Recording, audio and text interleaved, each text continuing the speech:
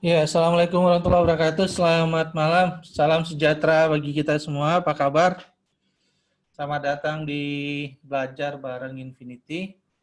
Ya, ini sebenarnya sesi apa ya? Morning talk ya. Kemarin kita buat sesi ini yang pertama itu di acara morning talk setiap pagi jam 10. Tadi pagi kita ada, tapi kita bahas yang lain. Ya, dan ini lanjutannya karena kemarin memang kita baru setengah jalan ya bahasnya. Ya, kita lanjut hari ini. Gimana kawan-kawan, pertemuan selanjutnya gimana? Pertemuan sebelumnya gimana? Masih ingat materinya? Masih? Ya, kita lanjut sedikit lagi ya. Dan saya sangat berharap partisipasi dari teman-teman, artinya teman-teman kalau bisa terlibat, kalau saya tanya dijawab, karena ini kan memang membahas core kita ya, kebiasaan kita. Di salah satu core kita nih hari ini. Nah, pertanyaan pertama mungkin yang paling penting nih. Teman-teman boleh jawab di grup Trader Indonesia ya. Di grup Trader Indonesia, eh, nanti saya bisa lihat di sana jawabannya. Kalau nggak bisa di chat ya, kalau nggak bisa di chat.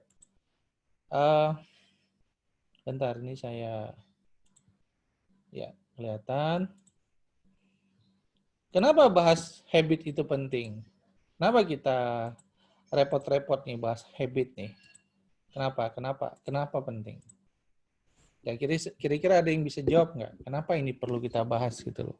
Dan apa kaitannya dengan kesuksesan kita sebagai trader? Memang ngaruh atau gimana? Ngaruh nggak sih sebenarnya? Ya. Nah, kenapa kita bahas ini? Dan sampai berkali-kali kita bahas. Kemarin saya ada materi uh, Atomic Habit, ya kan? Yang pertama, pagi juga saya sampaikan. Lalu ada materi yang pertama kemarin, bagaimana create habit. Ini part 2-nya, jilid 2-nya. Nah, mungkin yang lalu saya belum bilang kenapa itu penting. Nah, bagi teman-teman yang hari ini masih ngerasa perlu ikut nih, teman-teman nih sampai ikut lagi sampai 2 kali ya. Sampai 2 kali ikut lagi, kenapa nih teman-teman? Bagi teman-teman kenapa ini penting? Satu kalimat saja, satu kata saja. Ya, satu kata saja yang menurut teman-teman penting. Ya, kenapa ini jadi penting? Sebentar, saya sepertinya, ya ini dia. Ya, silakan jawab di grup Trader Indonesia Infinity. Satu kalimat saja. Satu kalimat saja.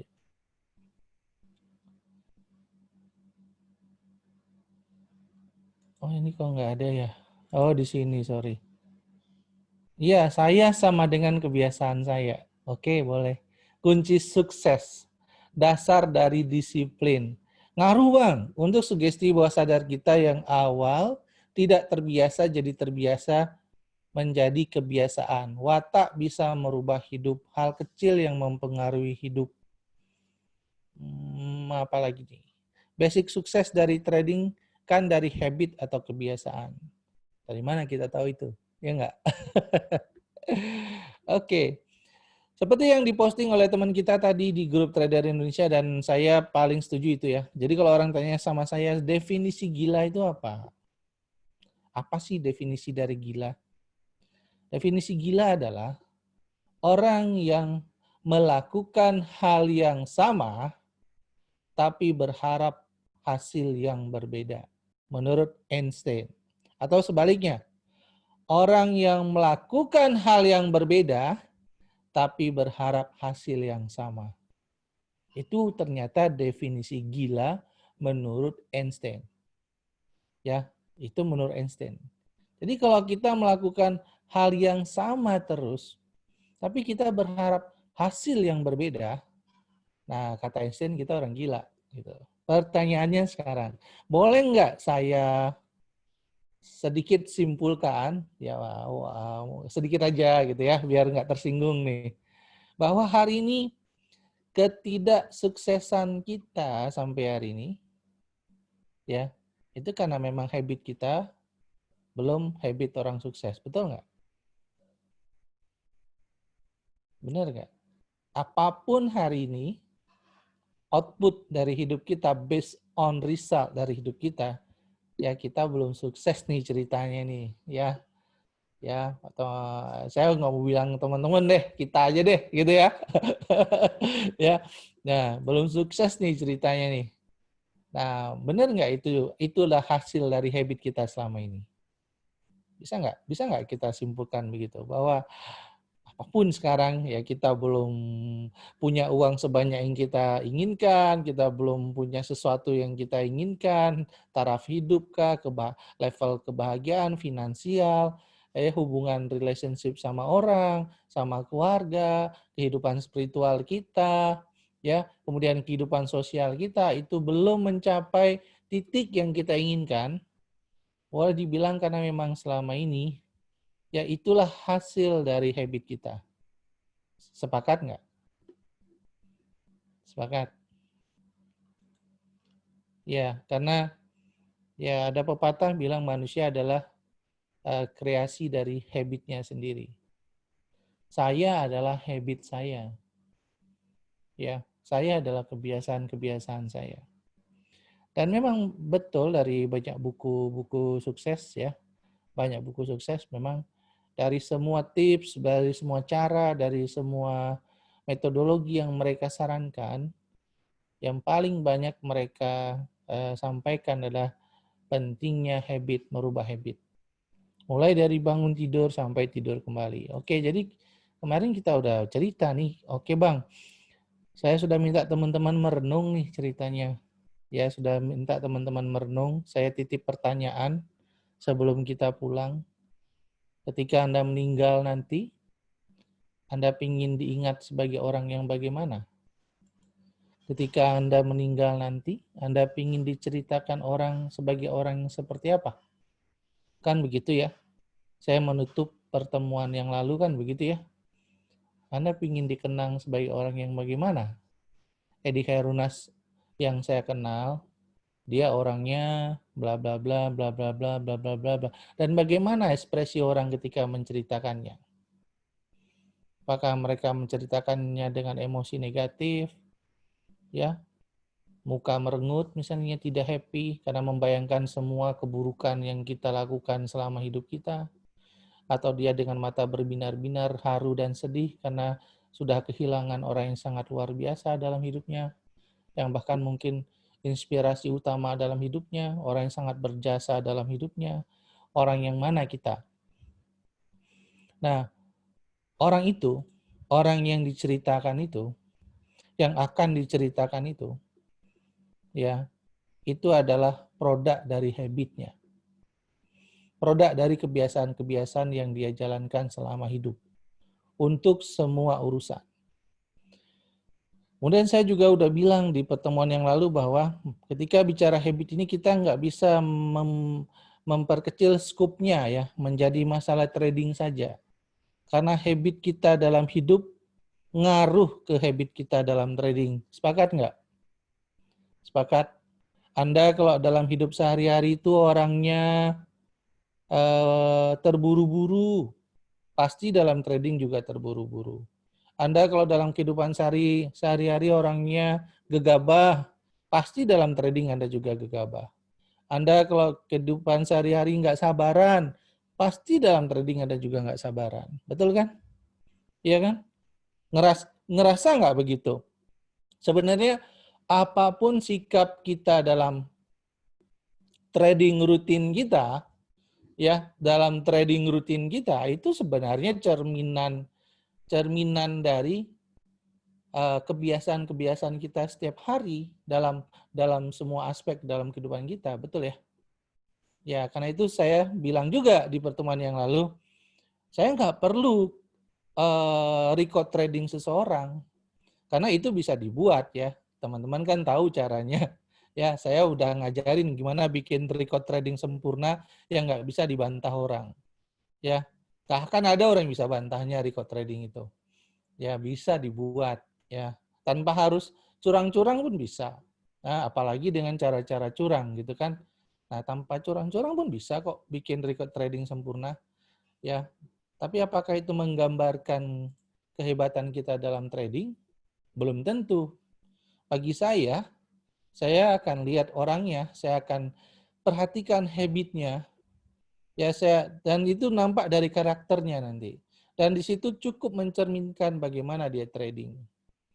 Orang yang nggak sabaran, pasti dalam tradingnya nggak sabaran. Dan kita nanti akan lihat kalau kita lagi jalan sama dia, lagi ngobrol sama dia, ya kita akan lihat, itu akan keluar. Karena itu dia. Dia nggak akan bisa berpura-pura seumur hidupnya, ya kan? Ya kan? Normalnya akan keluar dia. Nah gitu. Kalau yang pemarah, nggak cepat emosi, pasti kelihatan. Ya, yang suka nunda-nunda juga akan kelihatan. Nah, yang buru-buru akan kelihatan. Pasti semua akan kelihatan. Jadi gitu teman-teman. Nah kalau orang yang punya sifat seperti itu, ya dia punya hasil trading yang bagus, ya mungkin benar ya, mungkin bisa benar hasil tradingnya, tapi kok kayaknya too good to be true gitu ya. Nah gitu, kok kayaknya too good to be true gitu. Nah bisa jadi kebetulan ya, jadi kayak gitu. Nah karena itu kita perlu merubah kebiasaan buruk kita. Teman-teman yang paling tahu bagaimana kebiasaan buruk yang sudah teman-teman lakukan itu apa saja. Dan saya tidak ingin membatasi hanya dalam hal-hal yang Anda kerjakan ketika trading aja. Nanti boleh contoh-contohnya kita kasih masalah trading.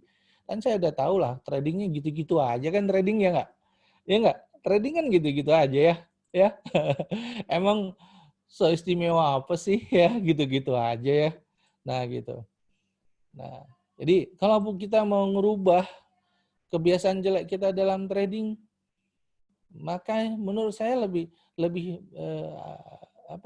akan lebih benar kalau kita mulai dari merubah kebiasaan hidup kita, betul nggak? Betul ya? Pasti akan lebih benar begitu. Ya, nggak bisa parsial gitu, cuman kebiasaan trading aja yang kita rubah gitu. Nah, tapi kebiasaan hidup kita yang negatif nggak berubah, kan gitu ya. Nah, jadi untuk merubahnya ternyata kita harus punya goal. Masalah goal saya sudah janjikan bahwa kita akan bahas khusus ya. Benar ya, materi berikutnya kan goal setting, benar ya. Ini kita akan bahas berikutnya. Tapi goal secara garis besar saja, misalnya goal itu harus menggerakkan Anda, harus menyenangkan. Ya, kalau dalam buku yang lain dia harus terukur, ya. Jadi harus measurable, harus realistis, macam-macam. Nah itu nanti kita bahas dalam materi berikutnya. Tapi kita harus harus punya goal. Nah ini kita postpone dulu.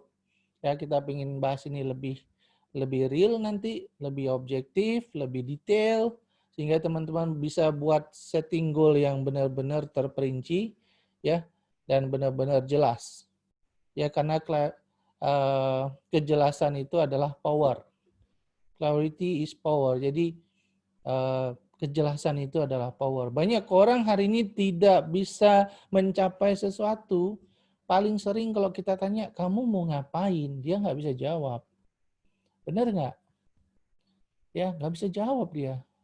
Kalau kita nih trader juga, kalau kita bang, abang trading itu dalam rangka apa bang? Apa sebenarnya yang abang inginkan abang jadi trader? Dia bingung jawabnya. Mungkin dia bisa jawab, tapi dia agak mereka-reka. Dan kalau kita tanya lagi lain kali, dia jawabnya beda lagi gitu loh. Ya, jadi apa yang terlintas di kepalanya saat itu, ya berarti dia belum punya kejelasan tujuan. Dia belum punya goal yang jelas. Kalau kita tanya, abang mau dapat uang berapa? Dia nggak tahu mau dapat uang berapa. Ya dari trading ini abang mau dapat apa? Dia nggak bisa jawab. Ya belum lagi kalau kita tanya lebih jauh lagi, kalau abang berhasil akan gimana bang? Apa yang akan abang lakukan? Lebih parah lagi. Nah jadi goal ini penting. Ya karena goal ini akan menjadi pendorong kita gitu. Pendorong kita ini akan jadi sasaran kita. Ya. Nah kita bisa jalan kemana-mana, belok kiri, belok kanan, tapi kalau sasaran nampak, sampai nggak ke tujuan? Sampai nggak? Jalannya bisa belok kiri, belok kanan, ya. Kadang-kadang mundur sebentar lah. Tapi kalau sasarannya nampak di depan, nyampe nggak ke tujuan? Nyampe nggak? Pertanyaannya nyampe tidak? Nyampe, tetap akan sampai kalau sasarannya kelihatan jelas. Ya, tapi kalau sasarannya nggak kelihatan, kita bakal kemana? Nggak jelas kan? Kita pikir kita menuju ke sasaran kita, tapi kita ternyata sudah melenceng 1 derajat dari awal. Dan kalau itu makin jauh, namanya melenceng 1 derajat aja, kalau Anda berjalan terus ngikutin arah itu, ya saya dulu pernah belajar navigasi ya ketika di Pramuka. Jadi kita pakai kompas, kita sudah set arah dan kita cuman melenceng 1 derajat aja kita jalan, ternyata sampai ke ujung ya setelah berapa jarak itu jarak kita dengan tujuan kita tuh jauh banget karena melenceng 1 derajat. Kenapa? Kita nggak punya tujuan yang jelas. Gitu. Jadi tujuan tuh memang harus jelas. Nah, supaya jelas, supaya terukur, segala macam nanti akan kita bahas di materi yang lain. Kemudian harus punya mindset yang jelas juga, set keyakinan. Kemarin saya udah bicara juga orang yang tidak percaya dia bisa jadi orang kaya.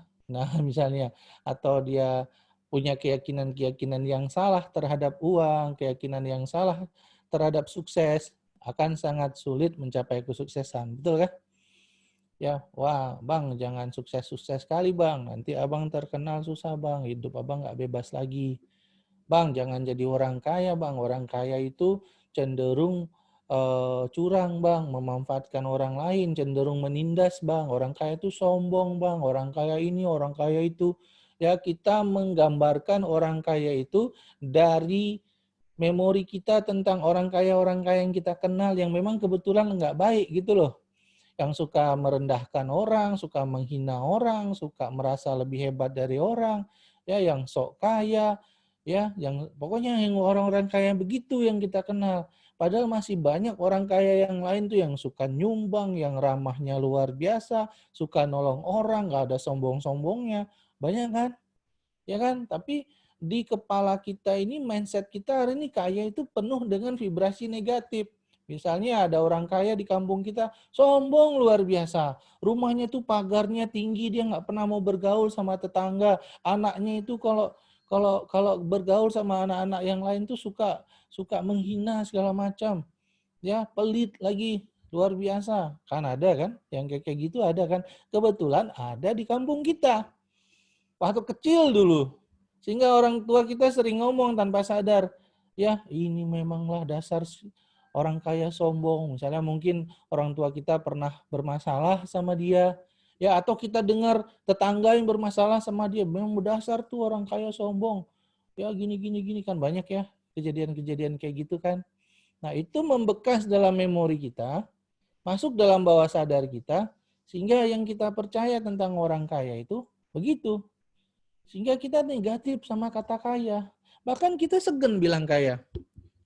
Anda ngerasa nggak bahwa mengatakan kata kaya itu seakan-akan Anda berlebihan? Anda ngerasa nggak gitu? Anda ngerasa nggak bahwa begitu mengucapkan kata kaya dan kata miskin, ada rasa nggak nyaman? Ada nggak yang ngerasa kayak gitu?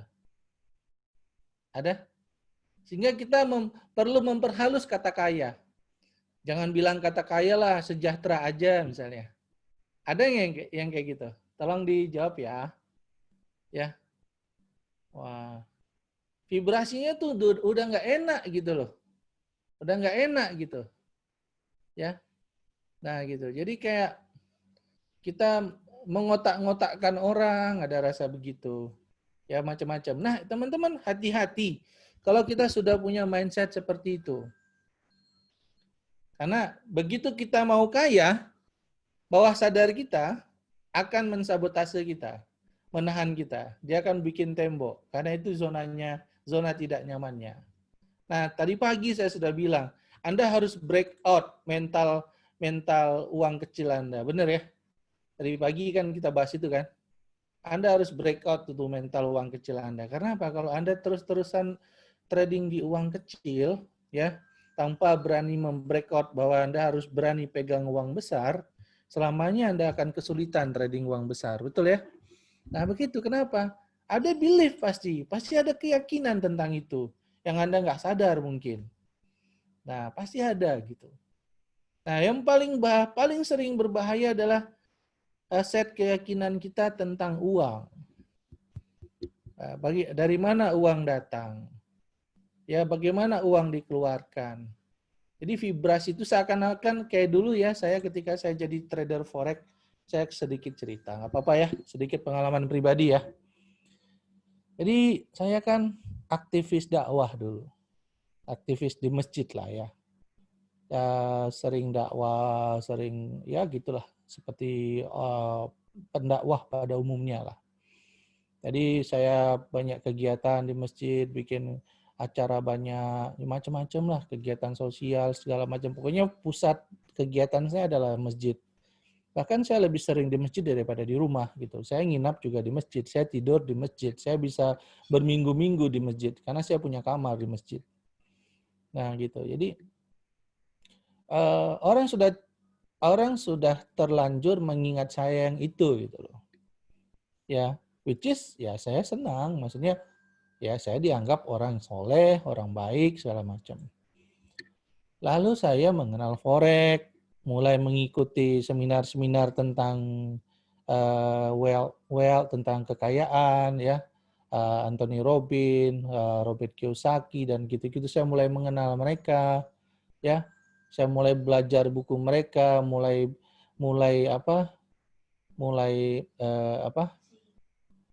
gitulah, mulai mengenal dunia itulah.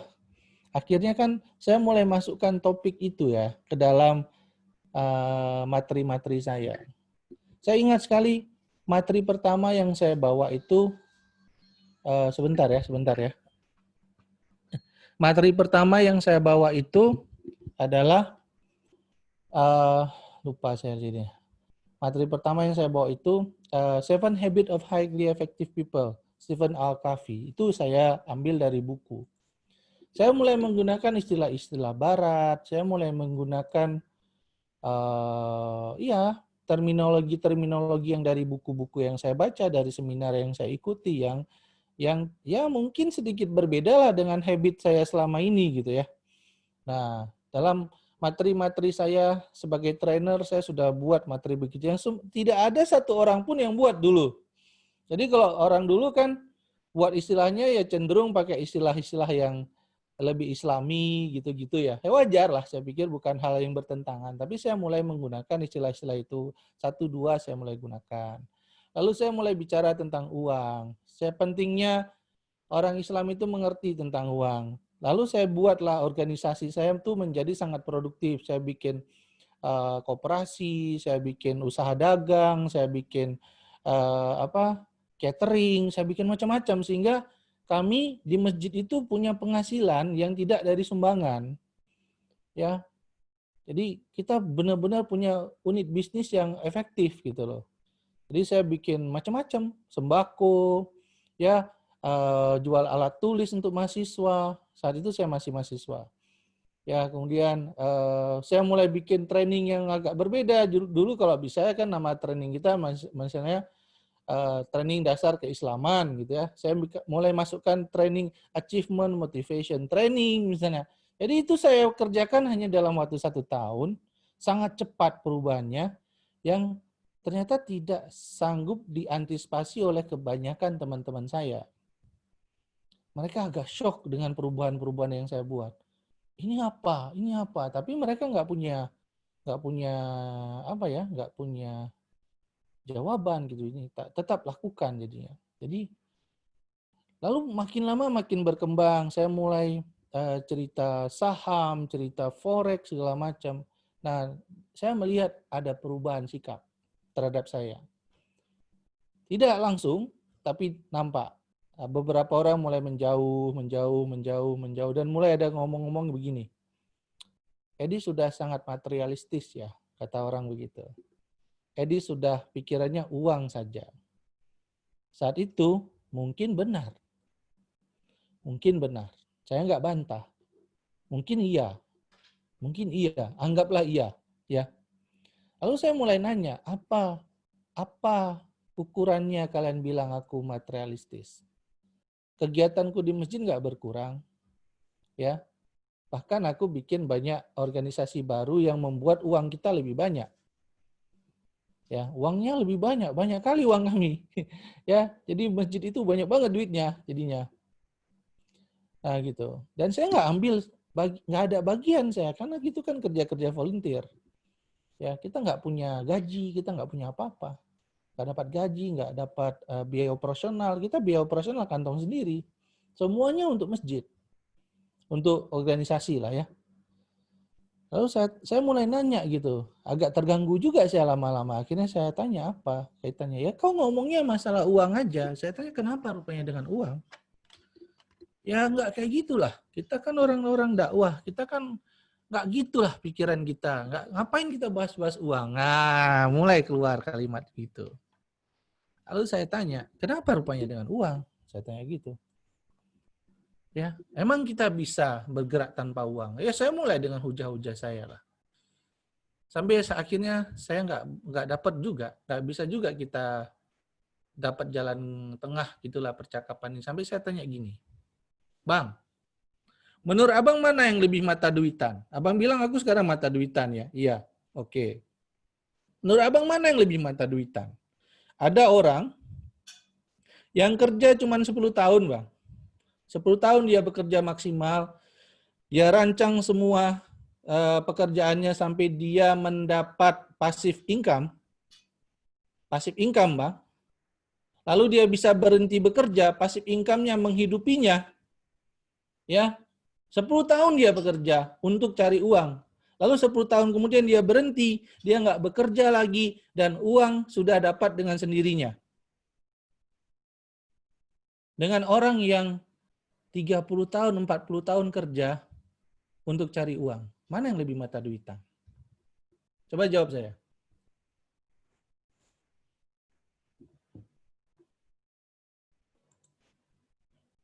Coba Anda jawab saya. Mana yang lebih mata duitan? Saya fokus cari uang 10 tahun tapi saya batasi. Bahkan dalam rencana saya itu 5 tahun saya sudah passive income. Itu saya sudah punya rencana itu sejak kuliah. Nah, ya, sejak kuliah saya sudah punya rencana itu. Bahkan saya sudah buktikan gitu loh. Ya, untuk ukuran mahasiswa saya banyak banget duit sudah. Ya. Nah, gitu. Jadi ada orang yang bergaya soleh seakan-akan tidak punya kepentingan terhadap dunia, ya seakan-akan duit itu tidak penting, tapi dia menghabiskan waktu 40 tahun untuk cari duit. Mana yang lebih mata duitan? Dia jual waktunya 40 tahun untuk cari duit. Saya paling lama 10 tahun, bahkan saya punya target 5 tahun, udah berhenti saya. Sudah pensiun saya 5 tahun. Itu dulu. Begitu mindset saya. Ya, karena itu saya sudah mulai bisnis ketika kuliah, saya sudah punya laundry, sudah punya macam-macam ketika saya kuliah. Sudah punya banyak usaha saya ketika saya kuliah. Usaha pribadi, di luar yang di masjid itu ya. Nah, gitu. Jadi begitu kawan-kawan. Jadi, yang mana kita?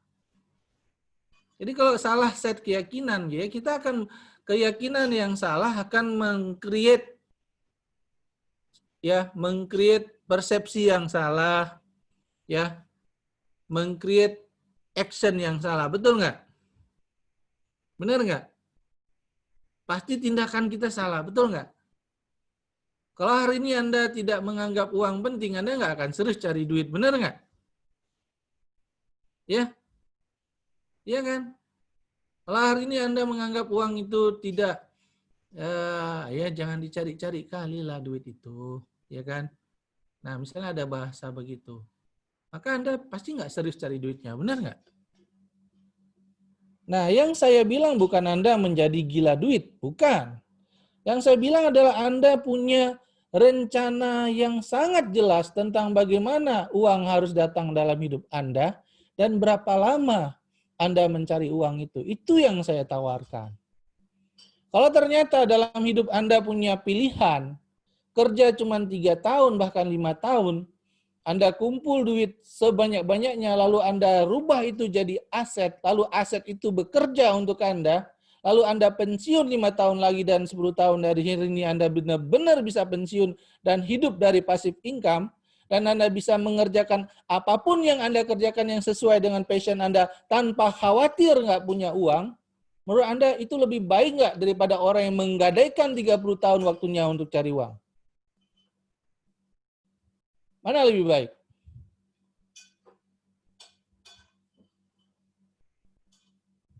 Mana yang punya kesempatan lebih besar untuk jadi, maaf ya, kalau Anda mau berniat, saya ingin orang yang akhir hidup saya untuk agama gitu. Bagi orang Kristen mungkin mau jadi apa gitu. Saya nggak tahu istilah-istilahnya. Yang orang Islam ingin jadi dai, pendakwah, tapi nggak cari duit dari situ, paham nggak? Ya, duit Anda udah terlalu banyak sehingga Anda nggak perlu lagi minta duit dari orang. Nah, ingin nggak Anda punya posisi seperti itu?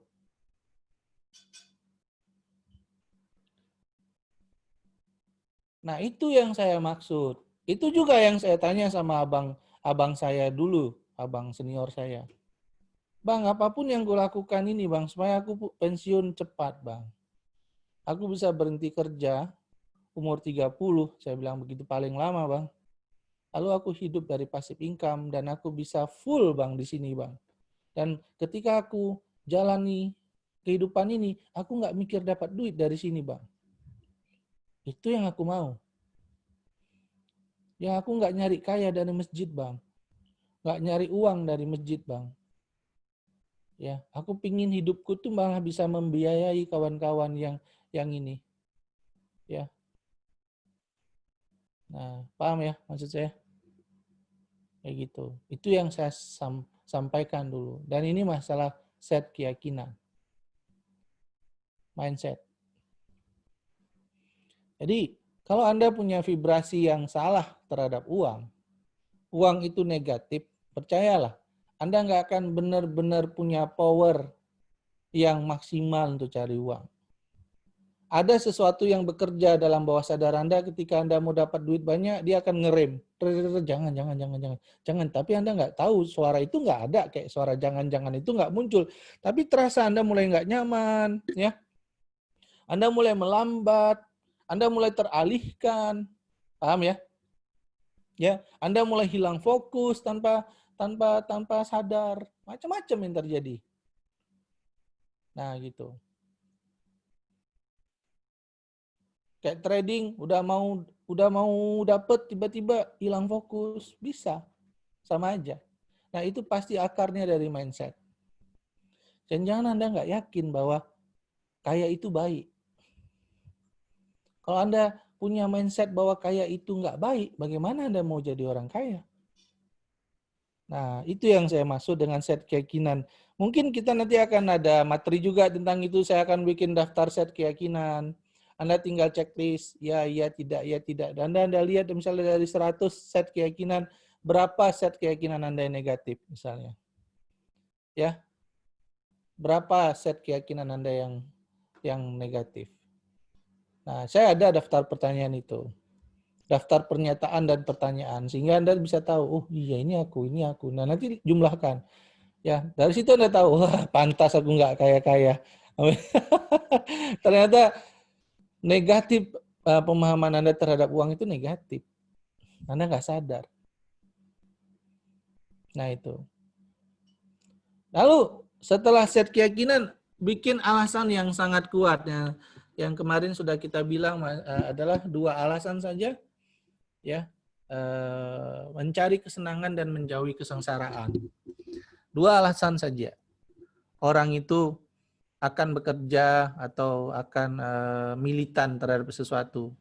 Anda harus mencari kesenangan yang ultimate atau menjauhi kesengsaraan. Nah, sekarang Anda perlu tanya nih, kalau Anda lanjutkan habit Anda yang hari ini, kesenangan apa yang bakal hilang, yang tidak akan Anda capai, dan kesengsaraan apa yang akan datang. Nah, itu yang Anda harus buat. Anda harus bikin listnya.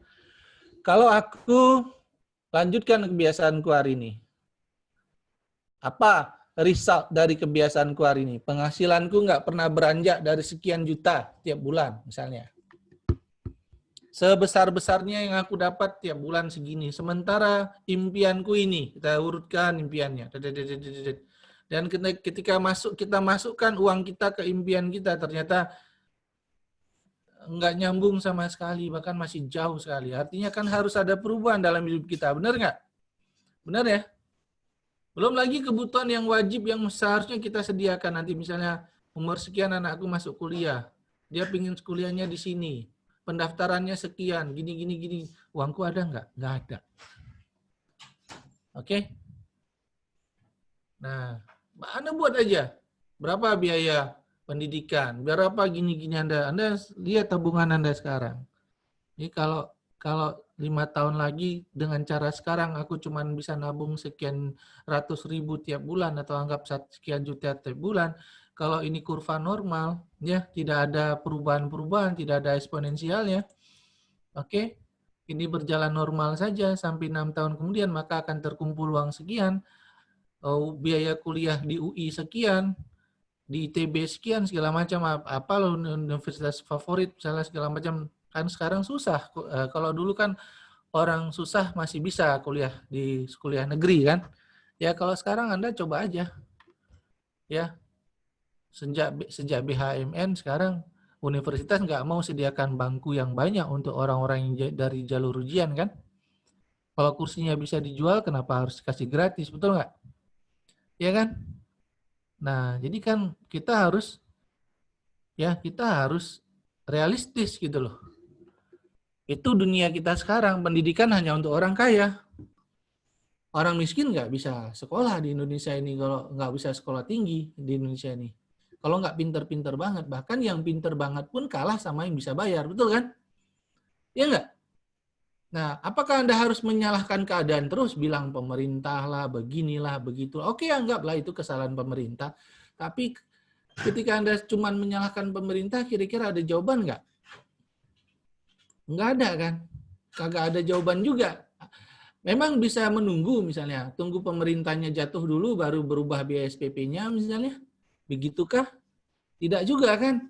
Belum tentu pemerintah yang ke depan juga bakal merubah kebijakan itu, ya enggak? Ya, karena kita tahu negara ini nih yang menggerakkan siapa kan?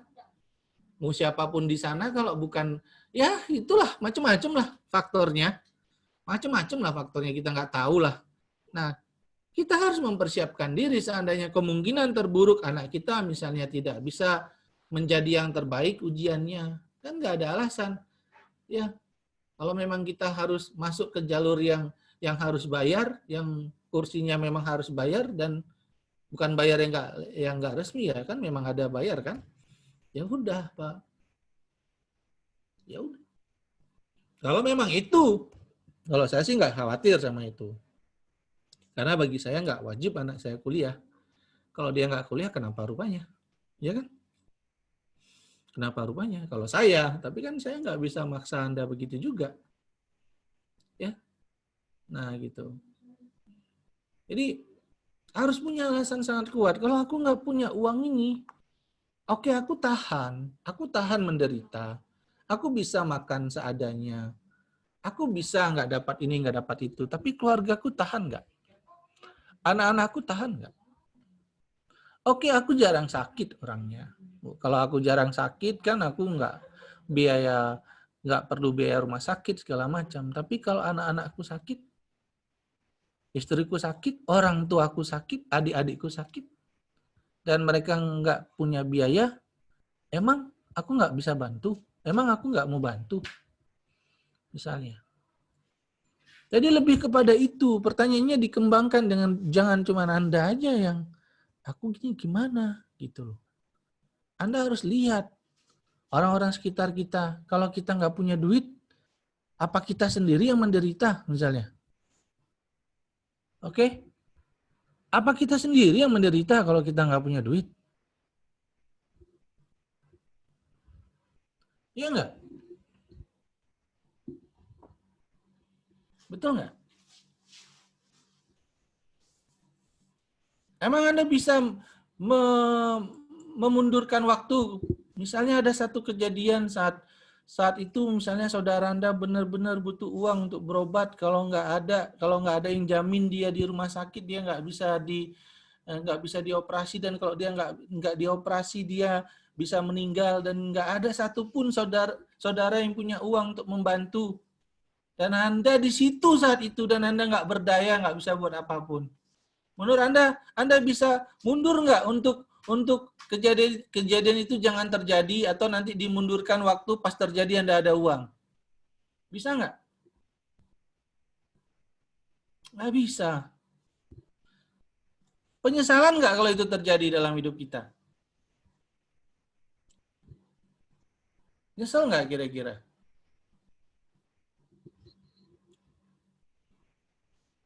Nah, tapi alasan yang sangat kuat bukan hanya kepada seberapa jauh kenikmatan yang bisa kita dapat dan seberapa jauh penderitaan yang akan kita alami kalau kita nggak capai. Nah, Anda juga bisa melakukan asosiasi sempurna misalnya. Ya, asosiasi sempurna. Nah, untuk ini juga saya akan bikin webinar. Jadi biar banyak materi kita ya. Satu materi itu banyak nanti boleh ya? Ya, lebih kepada contoh-contoh yang lebih banyak. Ya, Anda bisa bikin daftar asosiasi sempurna segala macam. Ya. Nah, contoh dalam kasus ini di buku Life Revolution-nya Pak Tung Desa Waringin adalah tentang Serena Williams. Dia bilang, saya benci latihan, tapi saya lebih benci kekalahan. Kalau untuk kesengsaraan yang lebih besar, ya. Nah, gitu. Jadi orang kan kalau mencapai sukses membuat habit itu kan nggak enak gitu loh. Nggak enak kita. Kita yang biasanya bangun jam 8 pagi tiba-tiba harus merubah bangun jam 5 pagi misalnya. Kan nggak enak. Kita udah terlalu nyaman bertahun-tahun bangun jam 8 pagi. Kita yang selama ini nggak pernah olahraga tiba-tiba harus olahraga gitu. Ya kan? Nggak enak gitu. Siapa bilang itu enak? Itu kan kebiasaan baru ya. Dan banyak hal lagi yang dulu nggak pernah kita kerjakan, terpaksa kita kerjakan. Ya karena kita mau merubah habit, dan itu nggak enak. Tapi kalau kita punya asosiasi bahwa ini untuk kenikmatan yang lebih besar, ya biasanya penderitaan yang kecil ini jadi tidak berarti. Ya, jadi tidak berarti. Nah, gitu. Jadi, kawan-kawan, itu nanti akan kita bahas bagaimana membuat asosiasi sempurna supaya Anda punya pikiran yang ya, asosiasi yang benar terus ya. Anda melihat sesuatu itu dengan benar terus ya. Sehingga apapun tekad Anda tidak akan goyah. Nah, jadi itu nanti ada contoh di bawah lebih banyak, dan saya pikir yang bagian bawah ini lebih penting ya. Bukan lebih penting, lebih ketujuan dari materi kita hari ini. Oke?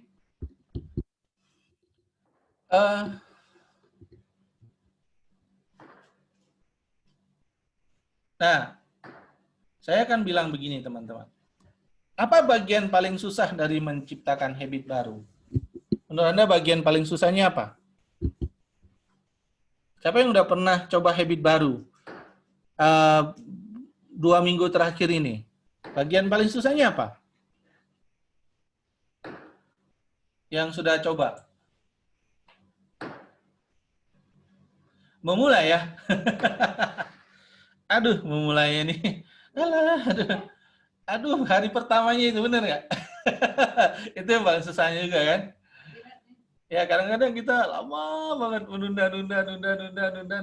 Oke, itu bagian susah pertama. Bagian susah kedua apa? Konsistensi ya. Ya kan? Nah, apanya sih yang susah?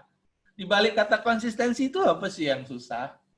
Memulai itu apa sih yang susah? Memang agak sulit dijelasin ya, tapi kalau kata memulai itu kayak ada yang nahan kita kan? Iya kan? Kayak ada yang nahan kita kan? Kayak ada yang sesuatu yang kita nggak bisa paham, tapi itu nahan kita banget gitu loh. Ya, nahan kita banget gitu loh. Aduh, ada aku buat nggak ya? Kayak saya kan sudah, alhamdulillah udah seminggu jalan pagi nih, alhamdulillah ya. Terus aja, pokoknya kita nggak mau berhenti lah. Pokoknya kita kali ini harus betul-betul non-stop. Apapun yang terjadi, mau tidur jam berapapun kita malamnya, kita tetap harus jalan pagi. Alhamdulillah kita berhasil nih. Ya berempat sama anak-anak ya setiap pagi sekarang. Nah, yang penting kan hari pertamanya gitu loh.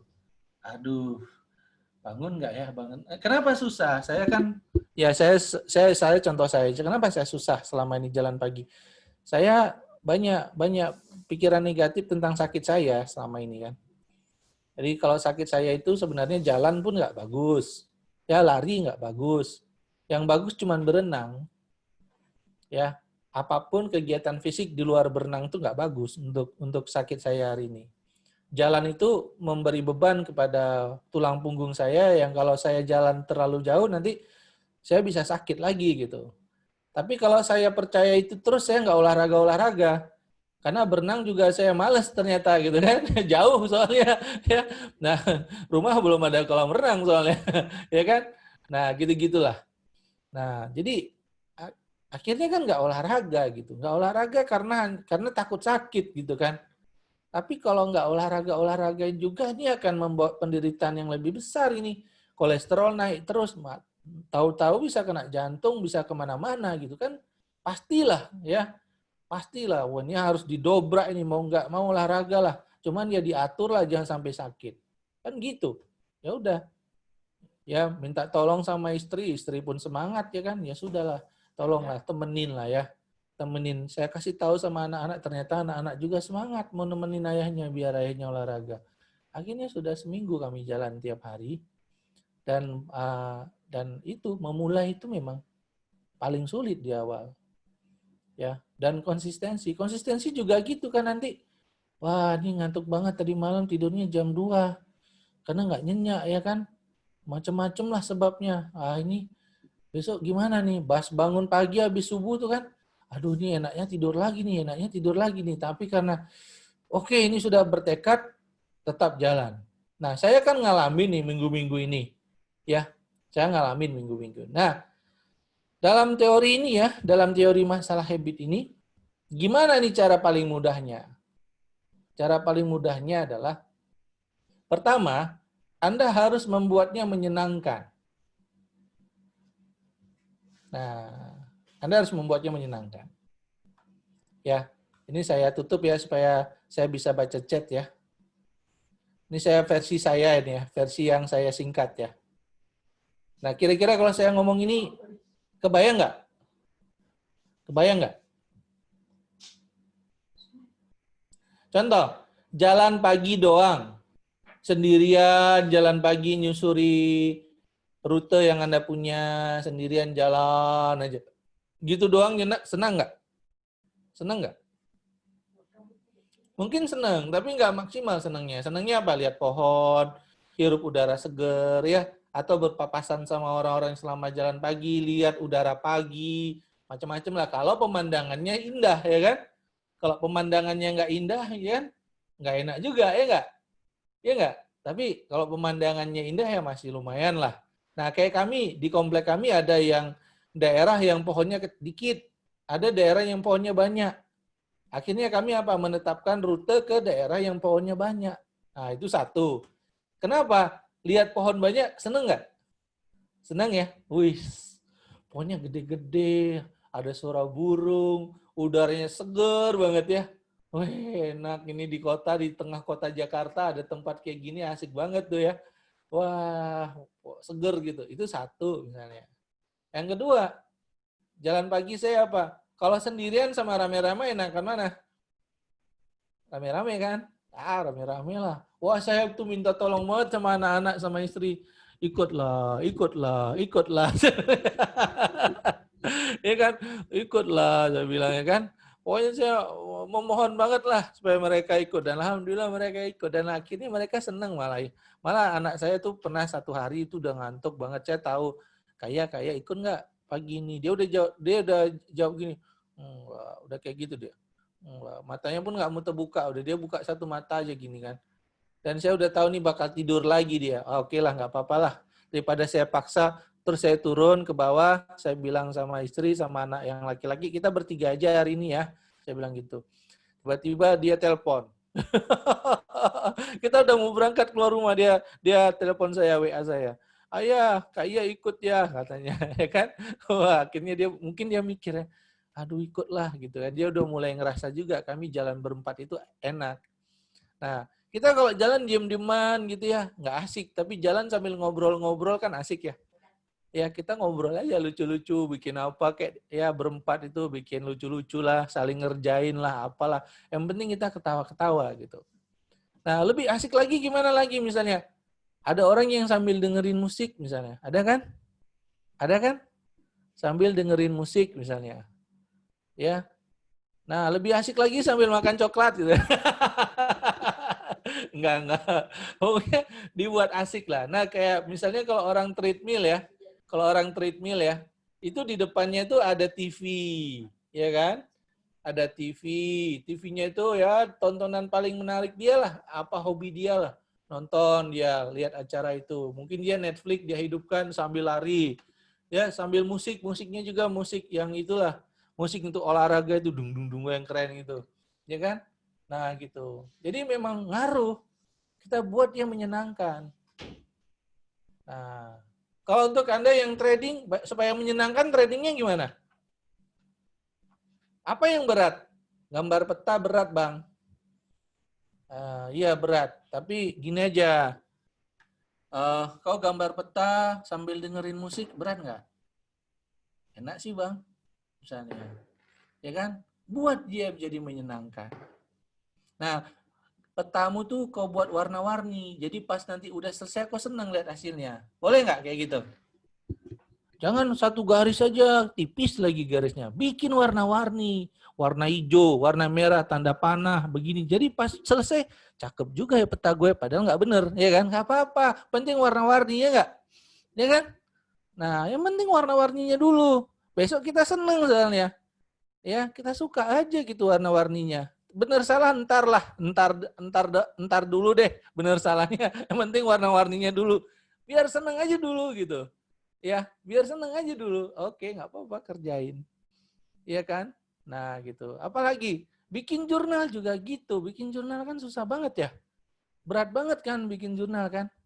Nah, dibuat yang menyenangkan sama. Bikin suasananya menyenangkan pas jurnal. Kalau saya tuh eh, speaker tuh penting loh.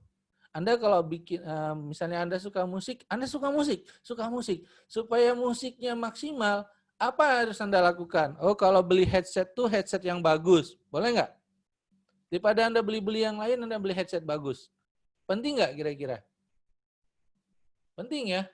Anda beli yang lain-lain, daripada yang beli yang lain, Anda sukanya musik. Dan musik itu kalau didengar di headset yang bagus, enak kan?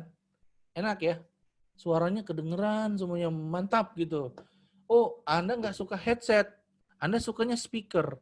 Anda investasi di speaker yang bagus, yang letaknya tuh pas di kiri kanan laptop Anda. Seru nggak? Anda putar musiknya dari apa? Dari Spotify misalnya, dari mana gitu kan? Wah, kedengeran tuh speakernya. Wah, sambil Anda jurnal gitu loh. Ya, sambil Anda jurnal. Oke? Nah, enak kan? Wah, asik, nyantai enggak? Ya, ada cemilan di kanan, ya enggak? Wih, ada cemilan. Sambil jurnal, sambil ngemil. Ya, ya, pokoknya dibuat spesial gitu. Setiap Anda jurnal kan cuma Sabtu Minggu jurnal, ya enggak? Bilang sama istri, Dek, abang minta tolong kali ya, Dek. Kalau abang Sabtu Minggu pas jurnal, adik bikin kue ya, Dek. Wah, ada. Oh, ini mama udah mulai nih. Bang, janganlah ngomong gitu, Bang. Jadi nambah-nambah kerjaan kami aja, Bang. Gitu ya. Ya. Enggak, maksudnya gitulah, ya. Ya, janganlah. Sekarang janganlah ngerepotin istri, beli aja lah kalau gitu ya. Beli di GoFood aja, apa gitu. Kue kesukaan Anda atau apa gitu, cemilan kesukaan Anda. Begitu Anda mau jurnal, taruh dia di situ. Nah, jurnal ya kan, sambil wah asik ini. Nah, contohnya yang gitu-gitu, bikin dia menyenangkan. Kebayang nggak kira-kira kalau ini dikembangkan ke banyak hal, teman-teman bisa kebayang nggak? Kebayang nggak apa yang harus dilakukan? Kebayang ya? Ya. Nah, yang kedua, ya, kita kalau mau merubah sesuatu itu langsung drastis susah ya. Banyak yang bilang susah kan? Ya kan? Ya tiba-tiba drastis gitu loh berubahnya. Dan banyak penelitian bilang kalau orang yang berubahnya drastis, berubah kembali juga bisa drastis juga, ya kan? Ya. Orang yang berubahnya drastis itu kembali ke posisi semula itu juga drastis juga biasanya. Ya. Dia kayak kaget gitu loh. Ya, karena nggak nyaman kan. Jadi resistensi atau perlawanan dari bawah sadarnya itu kuat. Karena dia dipaksa harus berubah gitu. Nah, saya nggak tahu apakah ada data tentang ini atau ada penelitian khusus tentang ini yang memang objektif, saya nggak tahu ya, saya belum dapat. Tapi mungkin ada gitu. Orang-orang psikolog mungkin pegang data ini ya. Tapi dalam kehidupan kita jalanin memang benar ya. Kalau kita rubahnya itu langsung drastis, berat memang. Tapi kalau kita rubahnya sikit-sikit, mungkin jauh lebih gampang ya. Contoh saya sering bilang dengan kemenangan-kemenangan kecil. Anda pernah dengar ya? Ya dari saya pernah buat tulisan tentang kemenangan-kemenangan kecil. Contoh, habit apa yang ingin Anda latih misalnya? Habit baru apa yang ingin Anda latih? Di bidang finansial misalnya. Saya akan menabung. Menabung. Nah, saya akan menabung. Itu habit baru. Selama ini Anda nggak pernah sengaja menabung. Anda pingin nabung, gitu loh. Ya, nabung tuh gimana? Bikin perencanaannya. Misalnya, saya akan menabung tiap hari. Misalnya, bener tiap hari. Gampang nggak tiap hari? Aduh, tiap hari. Tiap hari. Gitu kan? Hanya tiap hari. Gitu kan? Kalau tiap harinya berat, jangan dipaksa tiap hari. Seminggu sekali dulu bisa nggak? Oh bisa, seminggu sekali bang. Oke, coba seminggu dulu. Seminggu sekali. Berapa mau ditabung? 500.000. Yakin dapat 500.000? Enggak sih bang. Kalau 100.000, wah 100.000 aku bisa bang. 100.000 dulu. Paham ya? Ya, 100.000. Kenapa? Yang penting bisa kau menangkan. Kenapa jadi penting? Karena otak kita, kalau kalah terus dia benci, ya enggak? Benci dia kalah terus. Misalnya kita sudah ngeset target, aku harus nabung 5 juta bulan ini. Bulan ini gagal. Bulan depan gagal lagi. Bulan depan gagal lagi. Susah soalnya nabung 5 juta. Ya, karena kita bikinnya asal-asal gitu rencananya. Ternyata gagal. Memang kemampuan kita belum sanggup segitu. Lama-lama dia muak enggak dengan apa itu? Dengan goal setting itu. Dengan target itu. Dia nggak nyaman. Dia merasa kalah terus. Anda bukan makin pede, Anda makin merasa down, ya kan? Karena gagal lagi, gagal lagi, gagal lagi. Benar nggak?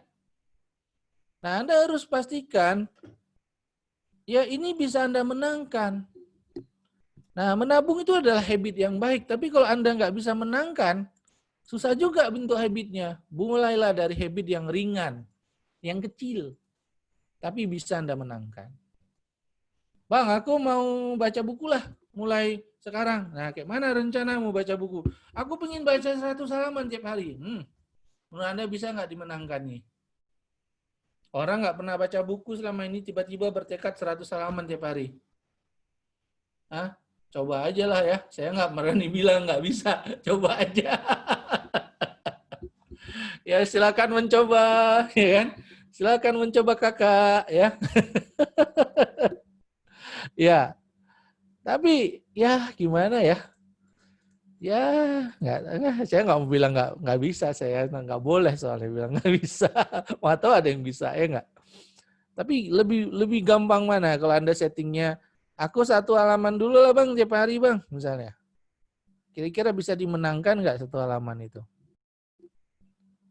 Bisa dimenangkan. Saya yakin Anda bisa menangkan. Ya nggak? Ya. Sama dengan Anda mengeset habit Anda dalam trading, misalnya set goal-nya ya. goalnya dulu. Ya, misalnya Anda set misalnya menangnya tiap hari 50 pip langsung tiap hari misalnya. Pip dulu lah. Ya. Anda kemungkinan Anda bisa menangkan secara konsisten besar nggak 50 pip tiap hari?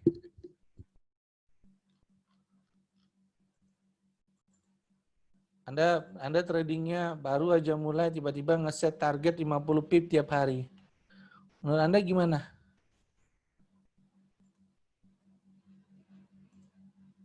Nah, kalau Anda set kecil aja dulu, tapi yang penting menang dulu 5 pip aja tiap hari. Kira-kira lebih bisa Anda menangkan nggak? Kita belum bicara berapa jumlahnya, pipnya aja dulu. Bisa ya? Lebih besar nggak Anda bisa konsisten? Bisa? Nah, kayak gitu teman-teman. Sama ketika saya dulu dapat masalah. Saya cerita ya, masalah saya sangat besar. Besar sekali. Dari manapun saya pikir nggak ada jalan keluar ini. Ya nggak ada jalan keluar ini. Udah pasti nggak ada jalan keluar. Dari mana aku cari uang sebanyak ini? Nggak ada. Kebayang pun nggak jalan keluarnya. Berhutang nggak bisa, trading harus berapa puluh M baru bisa bayar, ya kan? Kemudian ya modalnya dari mana? Siapa yang mau ngasih aku modal segitu banyak? Belum lagi tradingku mungkin belum benar kali ini, masih trauma, masih segala macam. Dari mana aku bisa selesaikan masalah ini? Gak kebayang sama sekali. Nah, tapi kalau saya terus berpikir seperti itu, saya orang lama-lama bawah sadar saya percaya saya orang gagal, betul kan? Ya kan? Lama-lama bawah sadar saya, lama-lama dia percaya saya ini pasti kalah gitu. Hidup saya itu akan jadi pecundang seumur hidup, benar kan? Iya kan? Karena memang nggak ada solusinya gitu. Memang nggak ada solusinya. Sedikit pun nggak ada. Dari mana aku bisa nggak dapat sedikit pun, secelah sedikit pun nggak ada solusinya. Benar-benar bingung saya udah. Ya, benar-benar bingung saya udah. Lalu ada yang ngasih tahu saya tentang kemenangan kecil itu. Iya, kau memang kalau kau fokus sama masalahmu, kau pasti menderita. Kau akan berakhir dengan kepercayaan bahwa kau itu pecundang, nggak lebih nggak kurang katanya. Dan kau akan mati sebagai pecundang, katanya begitu kan.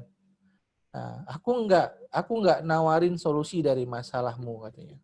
Mungkin yang akan kau kerjakan berikutnya nanti ke depan ini, mungkin masalahmu tetap nggak selesai. Tapi setidaknya bawah sadarmu nggak berpikir kau itu pecundang. Mana tahu nanti Tuhan kasih jalan. Paham maksud saya? Paham? Masalahmu mungkin nggak selesai, bahkan mungkin sepersen pun nggak selesai masalahmu.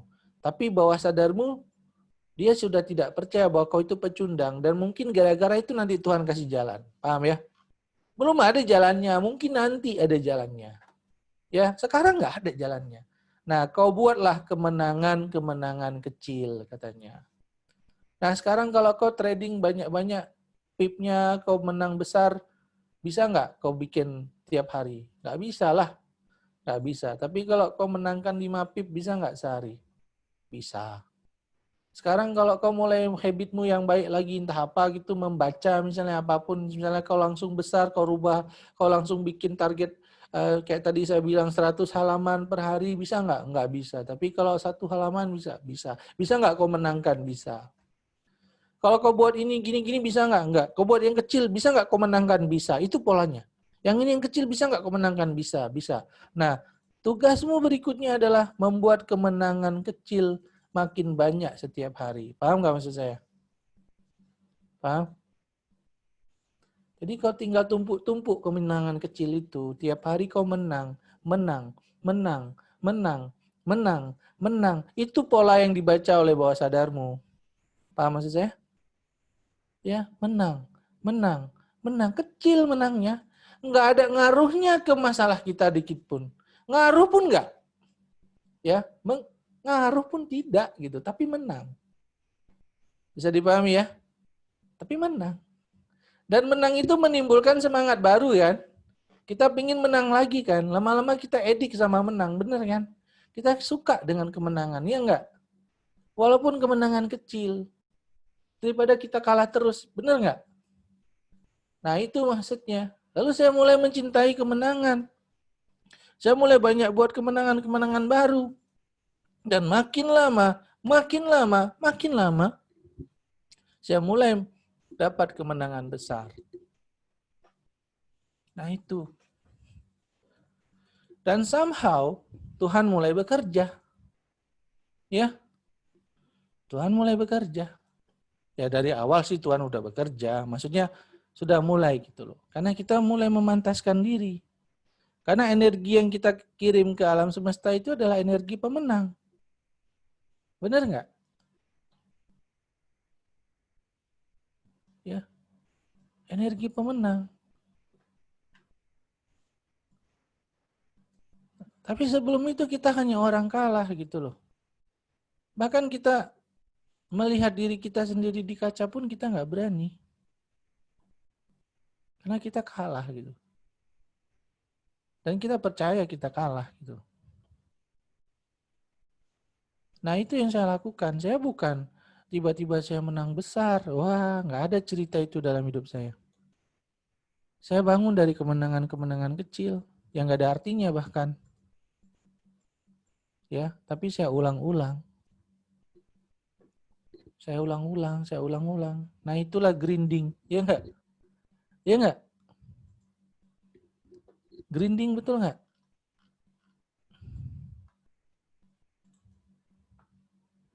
Ya, Anda bisa nggak bangun pola ini, pola kemenangan kecil ini dari grinding Anda yang Anda lakukan sekarang? Bisa nggak?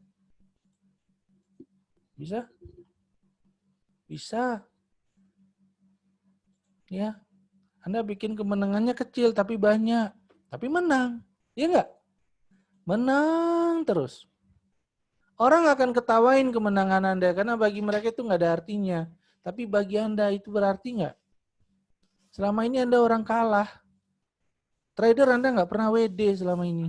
Trader Anda depo aja tiap hari.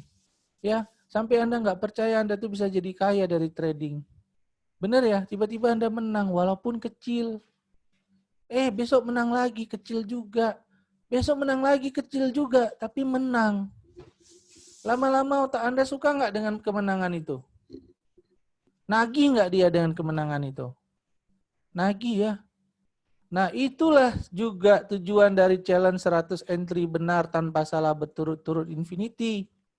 Kan infinity ada tuh 100 entry benar tanpa salah berturut-turut challenge kita.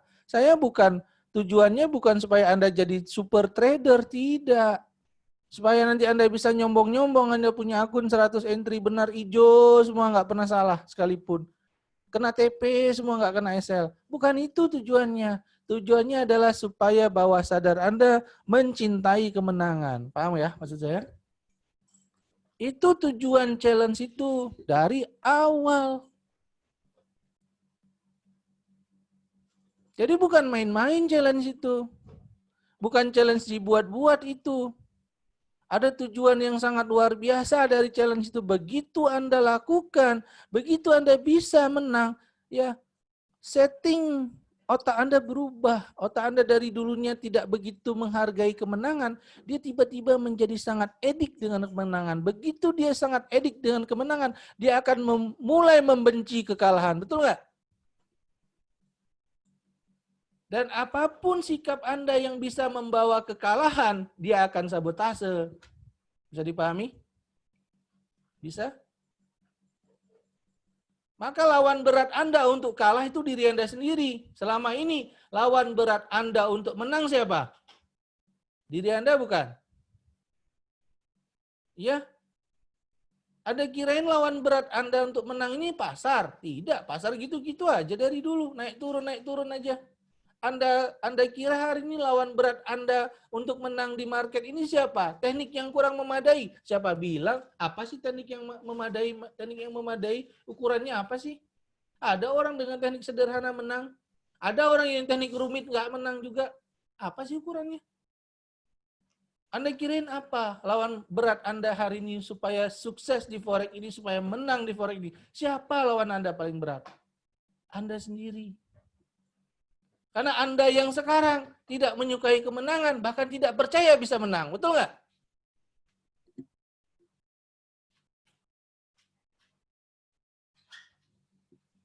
Tapi sekarang kita mulai menang. Walau kecil. Kita mulai menang. Kita menang terus nih ceritanya. Kecil. Oke? Oke, kawan-kawan? Nah, itu. Jadi dibuat mudah. Ya, untuk membentuk habit baru, bikin dia menyenangkan. Buat dia jadi mudah. Jangan bikin dia susah. Ya, kalau dia susah, susah nanti. Tapi kalau mudah, mudah. Kita senang aja gitu, ngalir aja ngerjakannya. Lama-lama kita nggak sadar, kita jadi edik kan. Kalau kita nggak lakukan, kayak ada yang kurang. Bener nggak? Iya kan? Nah, kayak ada yang kurang nih. Aduh. Nah, seperti itu. Ya, lalu persulit kebiasaan buruk Anda. Nah, caranya gimana? Kalau hari ini Anda bergaulnya sama-sama orang yang suka gosip, dan Anda ingin merubah kebiasaan gosip. Nah, menurut Anda perlu nggak Anda menjauhi teman-teman yang suka gosip? Perlu ya? Nah, sebaliknya, Anda ingin buat kebiasaan baru yang positif. Misalnya Anda ingin olahraga gitu. Ya, Anda perlu nggak bergaul sama orang-orang yang suka olahraga? Perlu ya. Jadi rubah lingkungan Anda. Kalau Anda mau mulai merubah kebiasaan, Anda harus persulit kebiasaan lama dan permudah kebiasaan baru. Salah satu caranya untuk mempersulit dan mempermudah itu adalah rubah lingkungannya. Kalau Anda berada di lingkungan orang yang suka komplain, percayalah Anda tukang komplain juga, benar nggak? Benar ya? Kalau Anda bergaul sama orang sombong, Anda akan sombong juga, benar nggak? Anda bergaul sama orang positif juga, Anda akan ikut-ikutan positif, benar ya? Ya, nah gitu. Jadi begitu, rubah lingkungannya. Perhatikan lingkungan Anda, siapa orang-orang yang kira-kira akan mempersulit habit Anda yang baru. Nah, kalau bisa jauhi dulu, ya. Kalau dia minta ketemu nggak usah mau dulu, telepon aja ya, gitu ya. Atau WA aja lah, padahal aku lagi banyak kerjaan nih, WA aja ya, gitu. Karena semakin banyak waktu kita habiskan sama dia, semakin terwarnai kita, betul nggak? Ya nggak? Nah, seperti itu. Nah, kayak Infinity ini, yang sebenarnya yang saya kondisikan apa sih yang paling berharga di Infinity ini? Lingkungan, betul nggak? Yang Anda dapat di Infinity yang paling berharga dari yang paling berharga di Infinity ini apa sebenarnya? Lingkungan, ya kan? Ya kan? Ya, benar kan? Lingkungan. Anda dikelilingi orang-orang positif, benar nggak? Anda dikelilingi orang-orang sukses. Anda dikelilingi orang-orang disiplin. Lama-lama Anda disiplin nggak? Iya. Anda mau nggak disiplin, malu sendiri ya kan? Ya, aku baru nih. Tapi seniorku yang sudah 4 tahun di sini aja rajinnya kayak gini. Masa aku yang baru males, ya kan? Seniorku yang sudah 4 tahun di sini aja rajinnya kayak gini nih. Ya kan? Masa aku kalah sama senior gitu loh. Kerajinannya aku kalah. Ya, justru kan harusnya yang baru-baru ini semangat kan, namanya baru semangat. Masih kalah sama seniornya yang udah 4 tahun di Infinity. Anda ketemu nggak senior-senior kayak gitu di Infinity?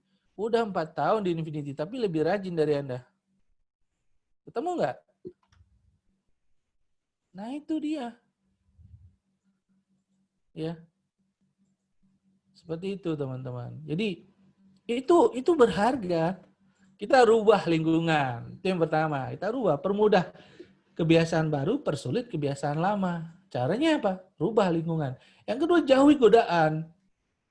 Nah ini berat nih.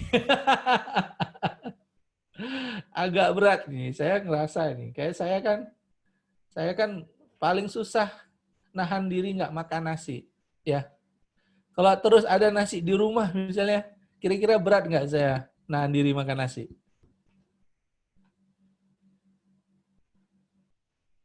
Tapi kalau nggak ada nasi di rumah, kira-kira ya saya pesan GoFood sih.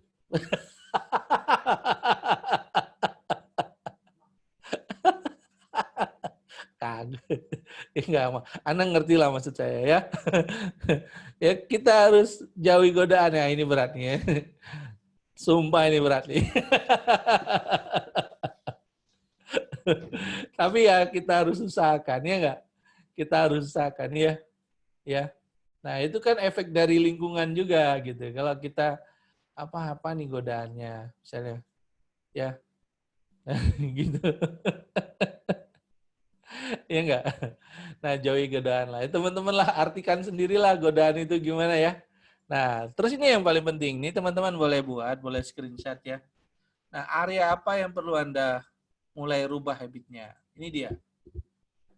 Nah, ini beberapa area yang Anda harus mulai rubah habit kalau memang Anda rasa perlu. Pertama, area finansial. Semua yang berhubungan dengan bagaimana Anda dapat uang, ya, bagaimana Anda mempertahankan uang, dan bagaimana Anda memperbanyak uang Anda. Apakah tentang ilmunya, tentang aktivitasnya, ya, tentang skillnya, apa saja bidang finansial. Kemudian area kesehatan, bagaimana Anda bisa hidup sehat, ya, makin sehat. Kemudian area spiritual, tentang bagaimana hubungan Anda dengan Tuhan. Kemudian human relationship, tapi sebenarnya relationship aja. Bagaimana hubungan Anda dengan orang-orang yang Anda cintai. Kemudian sosial itu orang yang di luar keluarga atau orang-orang yang di luar hubungan relationship Anda, teman, segala macam. Kemudian intelektual dan karir. Nah, saya kembali mengingatkan kepada dua hal yang tadi, permudah, jangan persulit ya. Nah, jangan banyak dulu, dikit aja. Misalnya, Anda tulis beberapa kebiasaan yang akan dimulai di bidang finansial itu apa, kesehatan itu apa, spiritual apa. Yang kecil-kecil aja dulu, jangan yang besar-besar. Yang pasti Anda bisa menangkan dulu. Ya, apa yang akan aku mulai?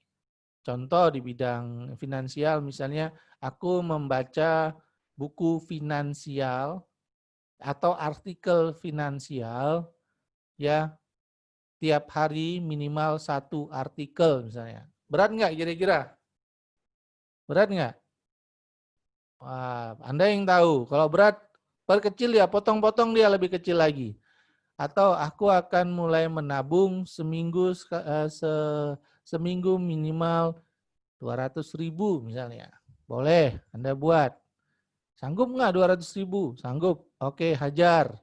Ya, nah gitu. Nah, oke. Kemudian kesehatan ya, Anda mungkin sudah tahu lah kesehatan banyak ya.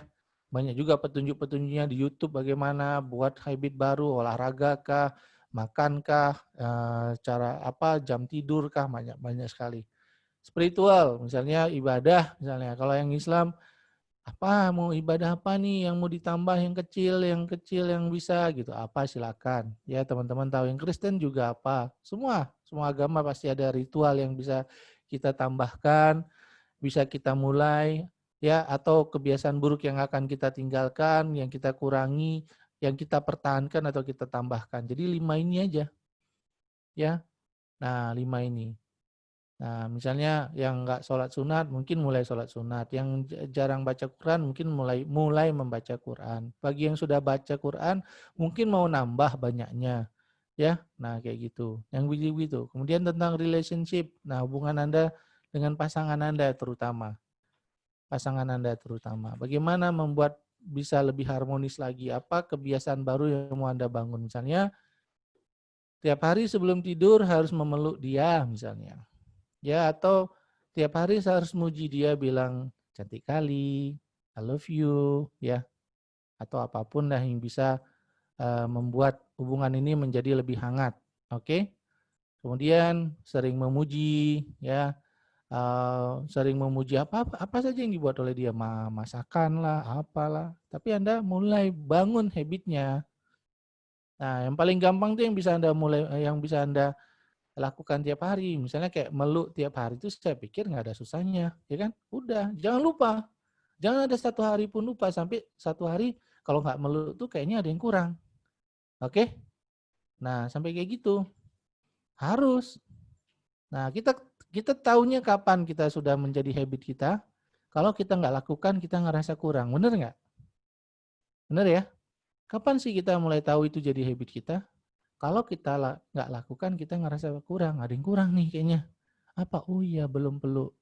Nah, sama kayak saya sama anak sama istri, itu jadi ritual. Kami bikin jadi ritual dari dulu. Harus cium dan peluk sebelum tidur. Jadi mau mereka udah ngantuk banget di atas, misalnya mereka turun dulu ke bawah, ke kamar ayah, masuk, ada ritualnya. Cara ciumnya juga ada kalimatnya juga ketika mencium. Diulang, ya. Ya. Nah, I love you, ada ritualnya. Ya, dan itu diulang sudah bertahun-tahun. Nah, gitu. Jadi ada ritualnya. Oke. Nah, itu masalah di relationship. Di sosial juga, hubungan Anda sama masyarakat, apa kebiasaan baik Anda yang mau lakukan yang orang lain makin merasakan eksistensi Anda. Kemudian karir, pekerjaan, di kantor Anda membuat kebiasaan apa yang membuat Anda lebih disukai bos kalau Anda karyawan atau Anda anak buah, atau Anda lebih disukai oleh anak buah kalau Anda bos, ya, atau disukai oleh kawan sekantor. Oke, membuat Anda lebih produktif, apa gitu. Apa yang Anda akan lakukan? Nah, jadi Anda buat daftar listnya, jangan banyak-banyak dulu, sebisa mungkin dulu, pastikan dipotong-potong kecil dulu, mulai dari yang kecil dan kemudian membesar, dan lebih baik ya Anda pastikan Anda bisa menangkan. Nah, kira-kira itu bisa membantu nggak penjelasan gitu untuk Anda saat ini? Cukup nggak? Kebayang nggak kira-kira apa yang harus Anda lakukan? Yang harus teman-teman lakukan? Ya. Nah, lebih penting dari ini Anda komit nggak mau mulai melakukannya? Lebih penting dari semua, Anda mau nggak berkomitmen melakukannya? Bisa nggak saya meminta sesuatu hari ini? Anda mendeklarasikan komitmen Anda, bisa? Ya. Nah, Anda pikirkan dalam beberapa menit ke depan satu habit saja yang akan Anda mulai lakukan, satu saja. Yang Anda yakin Anda bisa menangkan, kemudian tulis saya, nama, ya, mulai hari ini akan berkomitmen memulai habit, sebutkan habitnya apa, intensitasnya berapa banyak, ya, banyaknya berapa, 1 kali sehari, nilainya berapa, dan saya akan melakukan apapun yang dibutuhkan untuk membuat habit ini terwujud dalam hidup saya. Dan Tuhan adalah saksinya. Bisa Anda buat kalimat begitu? Bisa? Nah, dan biarkan dunia tahu sehingga lebih banyak orang yang akan membantu Anda. Kalau dia lihat Anda tidak melakukan, mungkin lebih banyak orang menegur lebih baik, gitu ya. Ya. Nah, lebih banyak orang yang tahu tuh lebih baik untuk kita. Bang, abang belum ini bang pagi ini, misalnya, ya kan? Wah, gitu. Misalnya. Ya, kayak anak saya tuh Jidan tuh punya habit yang unik banget. Dan habit dia itu setiap orang yang ketemu dia baru sekali ketemu, saudara tuh yang ke rumah, pasti nanti akan bahas itu. Dia tuh setiap masuk ruangan, entah ruangan itu apa saja, dia ketok pintu bilang Assalamualaikum. Sepele sih sebenarnya. Assalamualaikum. Padahal tuh kamar dia, kamar saya, kamar kakaknya. Pokoknya dia kalau masuk ruangan, dia pasti ngetok bilang Assalamualaikum. Nah, nanti kan neneknya datang gitu ya. Neneknya datang, nginap di rumah saya. Mereka merhatiin tuh kebiasaan dia itu. Jadi beberapa saudara yang nginap di rumah tuh pasti bilang, Jidan itu lucu ya. Dia setiap masuk ruangan pasti bilang Assalamualaikum. Nah itu udah jadi habit dia. Gitu. Habitnya udah nggak bisa dirubah itu. Makanya kadang-kadang udahlah masuk aja lah Jid. Maksudnya kan itu kamar di rumah gitu. Kita aja di rumah. Tapi dia tetap Assalamualaikum. Itu kan kita di rumah-rumah kita aja gitu berempat kan. ya, tapi dia tetap assalamualaikum karena itu udah jadi habit dia sudah. Nah gitu, itu habit bagus nggak kira-kira? Habit bagus kan? Nah itu. Nah, jadi nanti ketika kita sudah terlalu sering lihat ya begitu, begitu dia nggak bilang assalamualaikum kan kita ngerasa, ada yang kurang kayaknya, bener ya? Iya kan? Nah itu dia. Ya, jadi anak saya memang dari kecil kita mulai bangun habit. Mereka udah punya habit yang sudah berkekalan. Habitnya itu udah begitu, udah apa istilah kawan-kawan tuh ngelotok gitu ya. Udah susah dirubah, tapi alhamdulillah bagus-bagus habitnya. Nah gitu, bagus-bagus habitnya, alhamdulillah. Oke. Nah jadi teman-teman, ayolah ya kita mulai ya sama-sama sama saya juga. Saya masih dalam proses ya. Saya masih dalam proses. Nah menurut teman-teman materi habit ini masih perlu kita bahas berikutnya, mungkin ya kita perdalam lagi. Kalau teman-teman rasa penting, masih ada yang mau, saya masih banyak ya bisa saya kembangkan, boleh. Tapi kalau enggak, kita batasi dulu sampai sini, kita praktek dulu sama-sama. Ya nanti berikutnya, pertemuan berikutnya kita masuk ke materi yang lain ya. Oke ya. Ya gitu aja dulu dari saya, terima kasih ya. Terima kasih untuk teman-teman yang hadir hari ini. Sampai ketemu lagi di sesi berikutnya. Mungkin materi-materi gini akan mulai saya rutinkan di sesi pagi ya. Di Morning Talk Infinity jam 10. Jadi teman-teman yang bisa standby pagi ya lihat-lihat grup lah, jam 10 pagi saya muncul biasanya. Terima kasih semuanya. Assalamualaikum warahmatullahi wabarakatuh. Ayo abang, udah ngomong gitu abang juga harus. Ayo terlalu memuji.